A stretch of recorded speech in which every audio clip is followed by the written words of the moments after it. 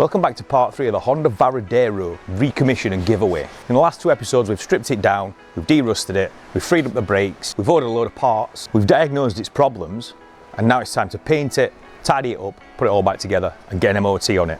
In 2023 we rescued this bike from what was inevitably going to be the scrapyard. For the last 3 years it's just sat around getting more rusty. I plan to recommission this bike, get an MOT, give it to someone who really deserves it.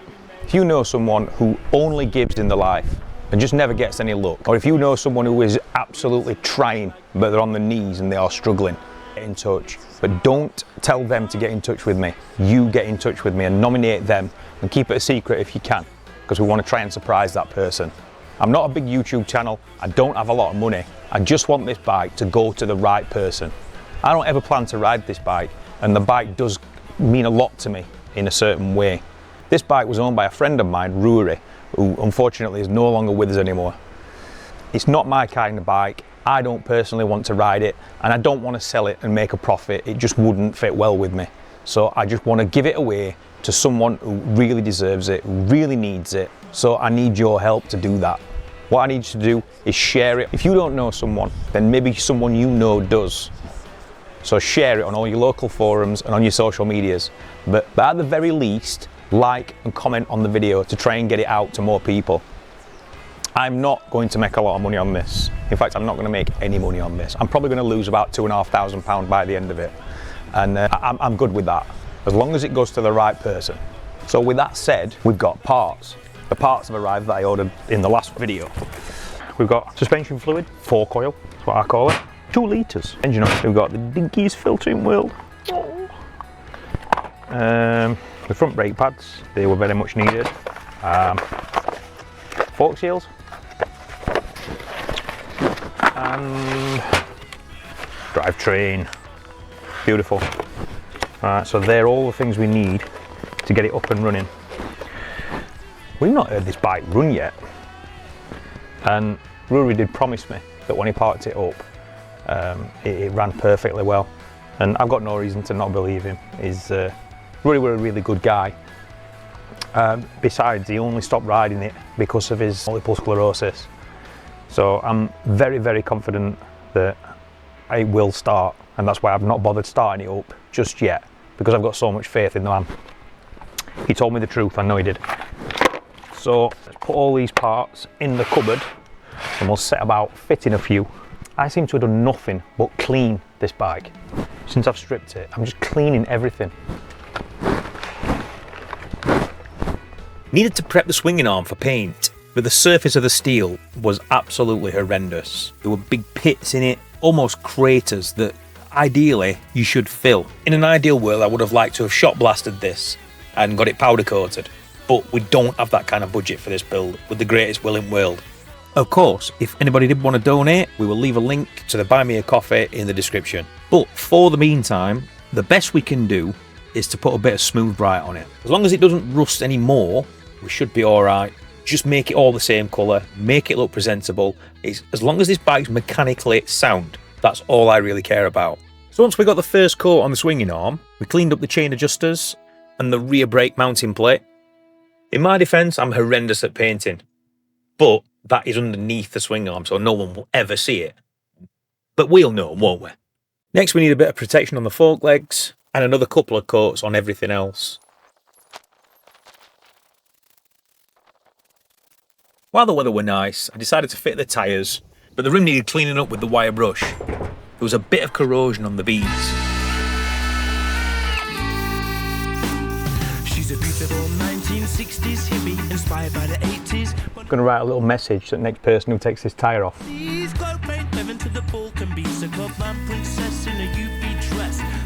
This bike was lovingly recommissioned in July 2026, 15 years standing, on YouTube channel Practically Factory, remembering Rory. Alright, so we've got the wheel all cleaned up. We can change the sprocket later. We've got the message for the next person who changes tyre, and we've got some umiguli juice. Can't do the job without umiguli juice. So first thing we've got to do is figure out rotation. I'm not going to bore you with all fitting tyres because I do that every time. Brake is on the right hand side, drive chain's on the left, so it wants to go that way. for rotation. So as ever, line the spot up with a valve, lots of soap or umiguli juice, force the tyre on, and then levers to finish. That's the rear done. Now for the front. Brakes on the right side, so rotation is that way. And that's when we ran into an issue.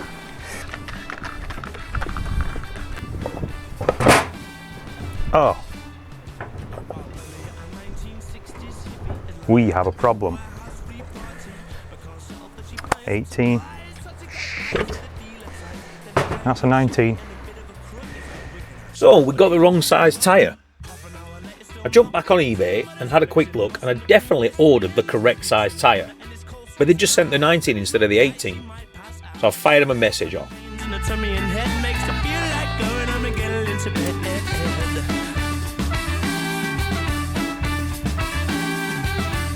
Right, let's get front sprocket off.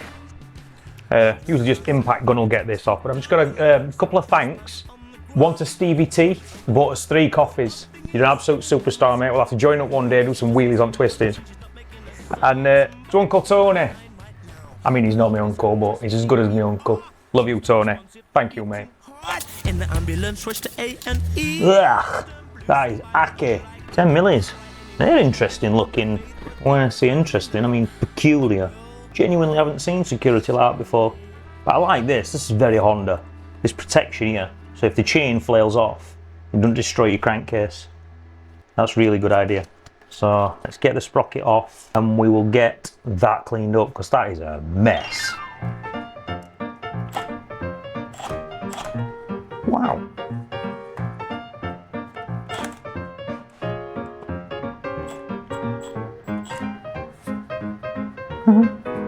Let me try and knock it into gear. There you go. I'm not even sure if that's 10 mil. Oh, it is. Just start again.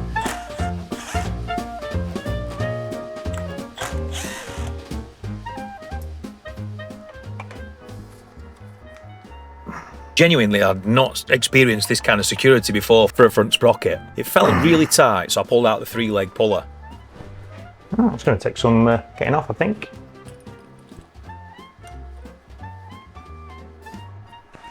Little yank with the 3-leg puller, hopefully. That'll pop out. Or not, maybe. Or maybe that turns sideways. Oh, it's slotted, I see. Silly me. So that's slotted. I've never seen that before, but it's a genius idea. Trust Honda to think of that. And there's me with 3 legs. Ugh. Right, now let's see if the 3-leg will do it.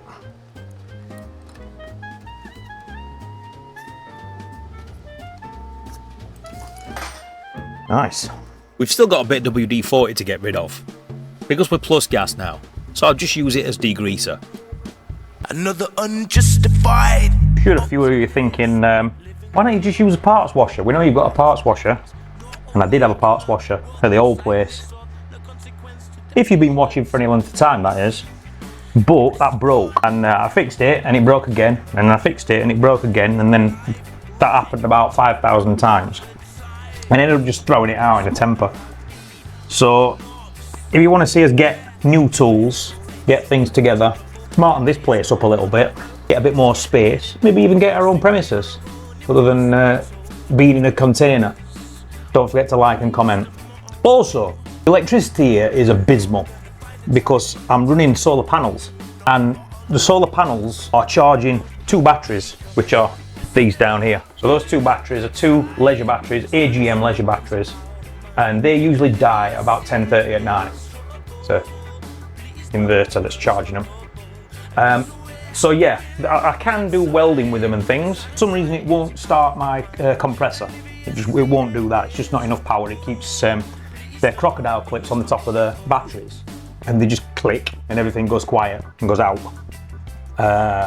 So I'm installing a 30 kilowatt battery pack, but I'm not installing it in here. That inverter, because it makes so much noise, it's interfering with the videos. So I want to put that in its own shed. So I'm building a shed outside, all while I'm doing this channel and rebuilding this bike and everything. But if anybody wants to see that, I'm considering making a new channel, just especially for the build of the electric system and pretty much the off-grid living that it is down here. It's quite special. So if anybody would like to see that, leave us a comment. I'm fascinated with batteries anyway. And plus you might see me set myself on fire, which is always fun. Thank you to everybody who's messaged so far with the nominations. There's been quite a few people now. Most people are coming through Facebook, contacting me directly, so I think it's just the people who, when I've put the post up on Facebook through my personal account, they've seen it that way. But the idea is to watch the video and then get in touch with me. If you get in touch with me just through Facebook, you'll not have understood the rules. So a lot of people are nominating themselves. That's not how we do it. It's not how you can do it. Someone's got to nominate you. So if you know anybody, nominate them. The reason for that is because there are a few dishonest people, and a few of the messages that I've got have been from, what's a nice way to put it, people pleading poverty, but then when you look at their Facebook profile, they're throwing gang signs and they are riding electric bikes with balaclavas on. Yeah, that's not what I'm going for. I'm not going for that kind of person. No offence if that's your kind of thing, that's fine, but you won't be getting a bike from me. What I'm not looking for is, yeah man, innit, I've just had my son on nicked and that, innit, could rate do with this bike, make a rate good drug mule and that. Yeah, you're not going to get it. Time to start reassembling the rear brake. There wasn't a lot wrong with this other than it was just rusty. Everything was free, everything worked perfectly. Alright, so a couple of things I need to do. One of them is attach that. I think that goes in after the pads to hold them all in position. Then we need to put a bit of grease on these slides. That should just pull out of there. And it's not doing. Yeah, that needs to slide in and out quite easy. So let's take it out, we'll clean it, grease it up, drop it back in. See if we can get it moving.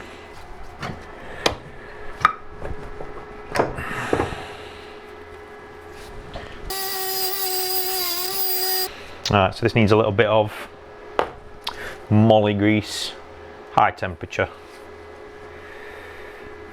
so that it just doesn't turn to a liquid once brakes get hot and run out. You don't need a lot, just a little smear, otherwise it goes everywhere. Oh, that's much better. That's going to slide in and out nicely. And the same on this one. That's the slides sorted. And on the pads, we just need anti-seize. It's copper slip.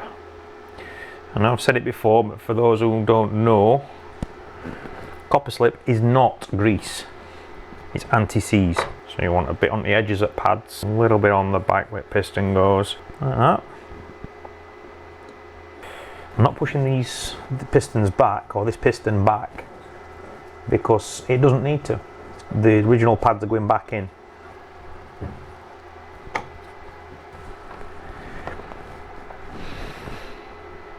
That's it, let's free it up.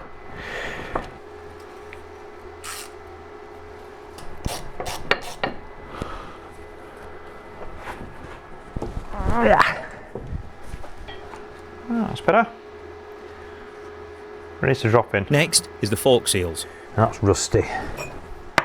That's the washer that sits on top of the spring, and that's the sleeve. And then we'll take this off and give it a clean. That's quite rusty as well. And that's the top bush. Give that a nice clean. And the bottom bush. Alright, these have not been changed. Well, this oil has not been changed in a long time. Even before the bike was parked up, I can pretty much tell you that. Just because of the amount of rust that's inside this, insides of the forks have just gone completely rusty.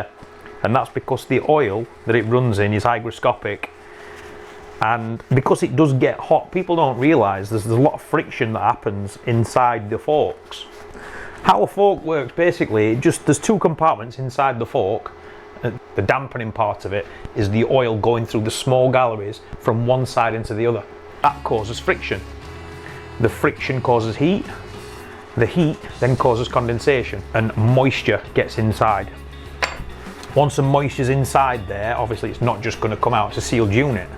So what you have to do is you have to remove it. The only way you can remove it is by changing your fluid. So that's why it's very important. And that's why you track day boys, you're going to put 6 sets of tyres on your track bike and change your engine oil, and your forks are like, change me. That's why. Right, where's my fork leg? Look at that. Practically factory. In fact, that's just factory. I'm calling it factory. One of these days you're sure to find that the muscle gonna longer be fat. Fitment grease. Do not eat. I despair this world, honestly. Do not eat. Okay, well, I were hungry. I might eat it. Actually, it smells quite nice. And it's a lovely colour. It's a lovely red colour.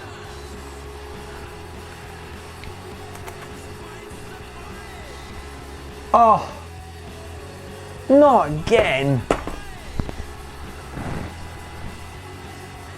It's the wrong size. You're having a laugh. So we got the wrong parts again. We're definitely between 01 and 2010. Pretty much luck here. But that's just ready to put the fork seals in. Right, let's strip the others and clean them, ready for new seals. And then that's that done. I've got to strip the other ones anyway to paint them. Sabotage the beast. Siphon petrol out of the machine. I've got a decision to make now. Do I run these fork stanchions again? I think, given the circumstances, I think the bike will be used, hopefully, by whoever gets it. And I'm not going to go away.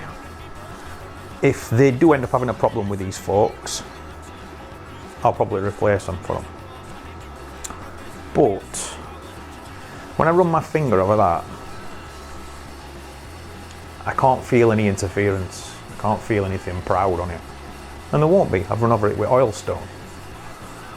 But I don't think that's going to damage any seals.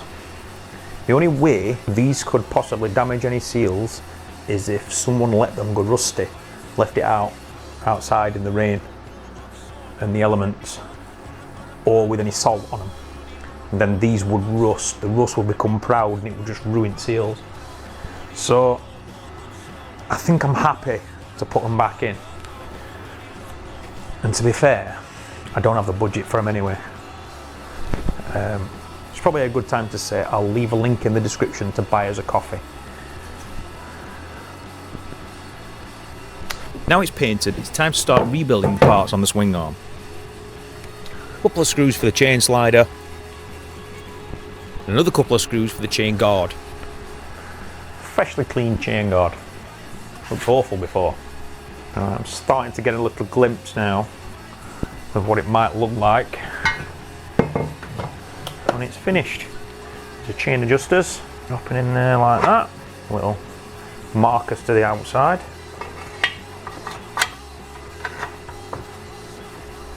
And that is pretty much ready to be dropped back in. But I want to do some more cleaning on the back of the bike and do a bit of painting first.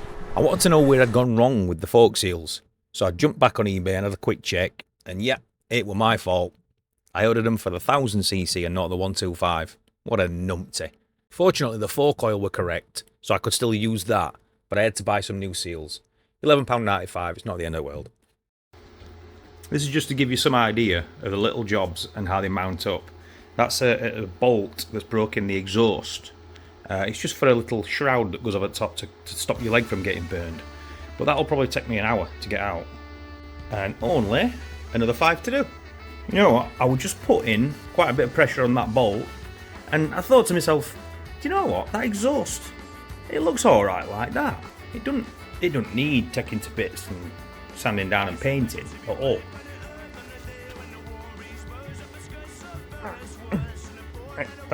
That's not going to break. It won't. Yeah, I like it. I like it like this. I like how it looks.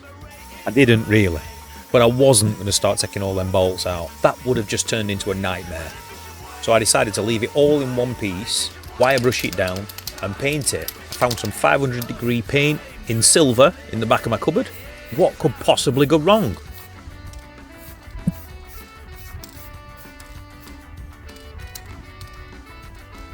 One minute lots of pressure, next minute nothing. I assumed the nozzle had got blocked up, so I took it off, filled it with brake cleaner, blew it out. It was blowing through, you could hear it.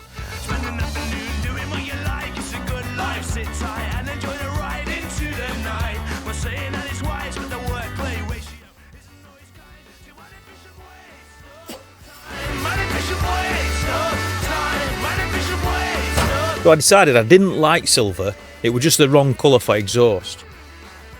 It just so happened I got a tin of black 500 degree paint in the back of my cupboard. I really do need your help with this build. The 1,000 views that each video is getting is just not going to cut it. Please post it as much as you can. If you're a member of a biker's Facebook group, post a link in there. On your Facebook, on your Twitter, on your Instagram if you can. I need to get as much exposure to this project as I possibly can. Otherwise, I just won't be able to do it again in future. Also, we need more suggestions for who to give this bike to. I want it to go to the most needy and deserving person.